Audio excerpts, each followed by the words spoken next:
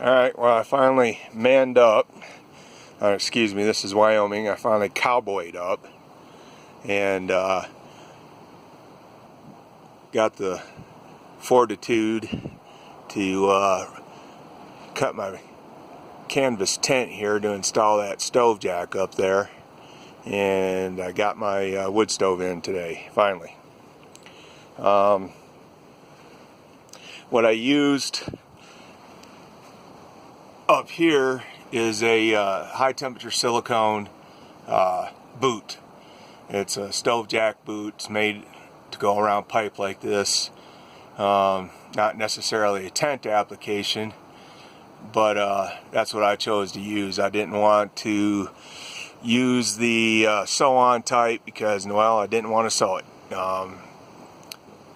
You know, I didn't want the seams, and they never really fit real snug around the pipe.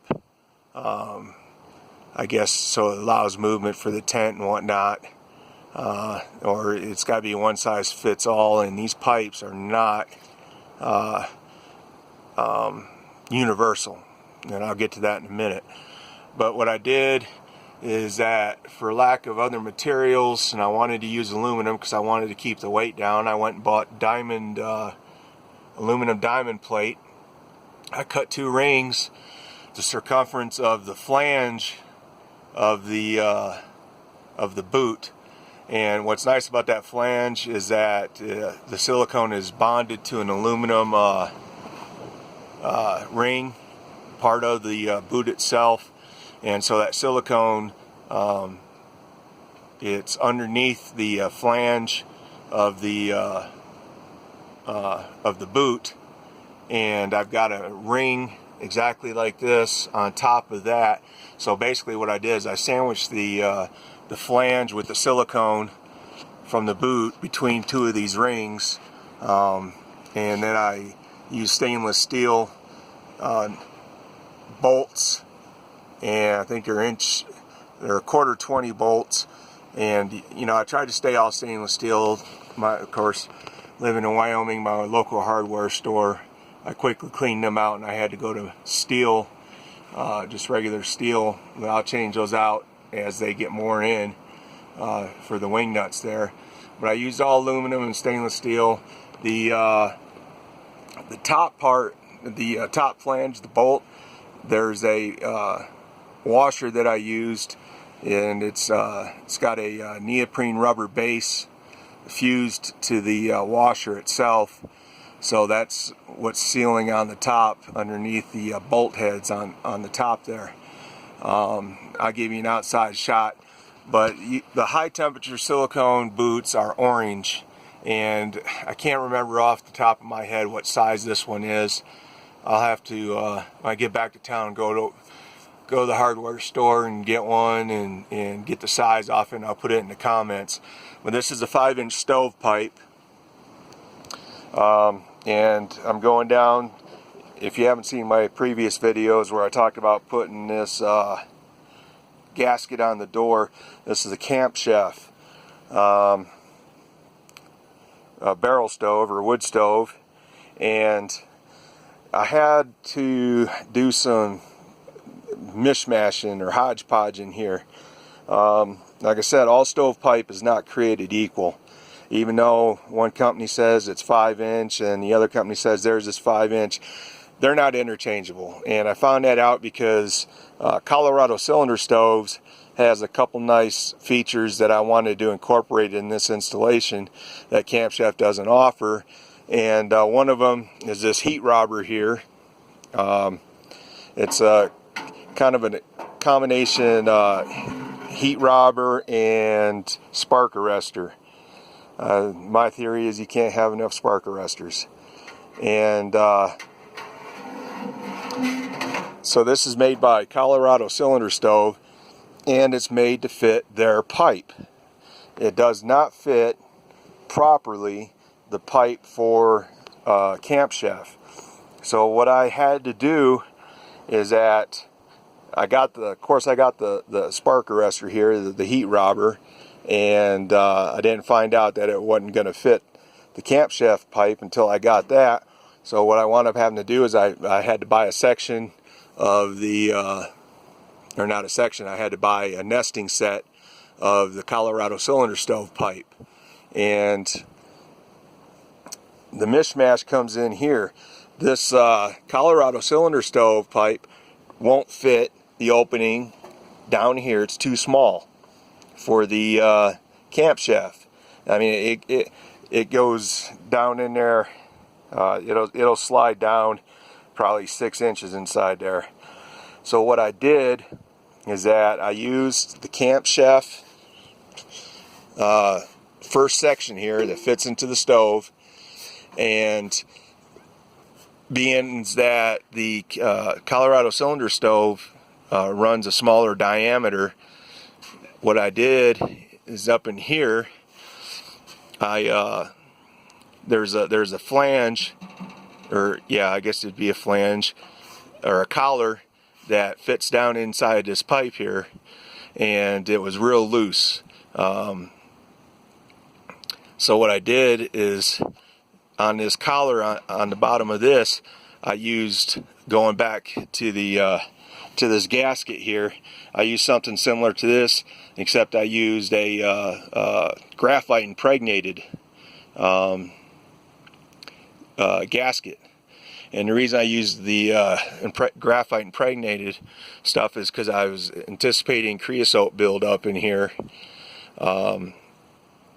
because I burn mainly pine and spruce. That's all I can really get in my part of the country. So there's a gasket in there all the way around this collar. In fact, I think I had room. I made 2 runs of it, and it fit tight enough that I don't get any leakage around this. And then I ran 2 sheet metal screws on either side to hold that in place. I mean, it sat in there well, but just to make double damn sure, I went ahead and put 2 screws in it. And then from there up, I ran with the Colorado cylinder stove pipe. And yes, I did my darndest to get that Colorado cylinder stove pipe to work on this application.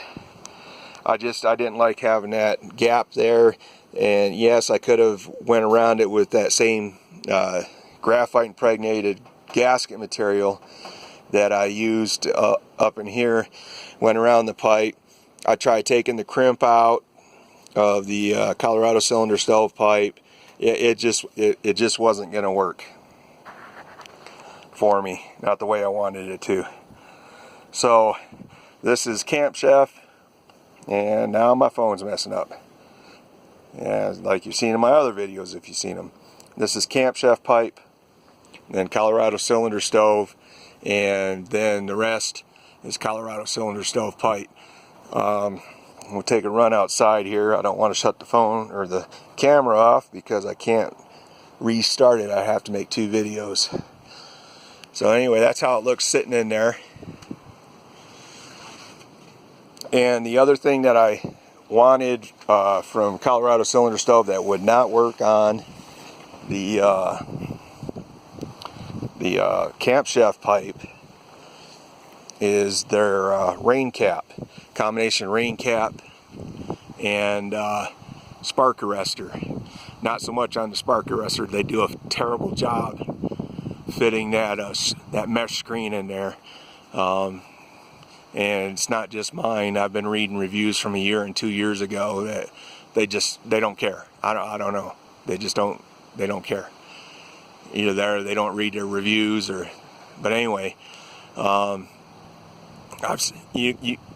you buy a cylinder stove, it comes with a spark arrestor that fits over the top. It's basically a sock, a wire mesh sock that fits over the top. So you get a good downpour, rain downpour, snow, it's going to go right down your pipe.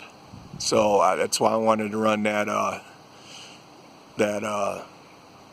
rain cap on there, and it wouldn't fit the Campchef pipe. So I had to continue on up with that Colorado cylinder stove pipe anyway. And then here's a shot of the boot. You can see what I was talking about, maybe get a little bit closer. You can see what I was talking about. There's bolts, and then there's the rubber fused washers underneath that, and you can kind of see it.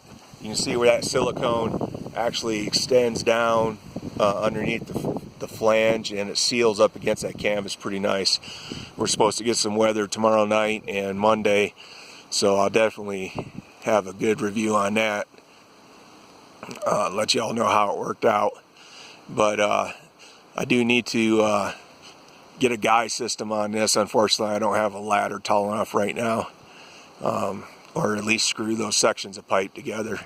They fit down in there pretty good, pretty far, but just to be safe. And you know, going back to why I use the boot, it's got a great seal all the way around that pipe. The other ones, the sew-on ones, the silver fabric with the black silicone gasket that goes around it, they fit real sloppy most of the time. Then you got to sew them on. And another benefit to this boot that I found is that it's been pretty windy today, and it helps out a lot on the stability, keeping that pipe in place. You know, it grips it really well, and yeah, it's got some flex to it, but it holds it pretty well. So all in all, I'm pretty pleased with the installation.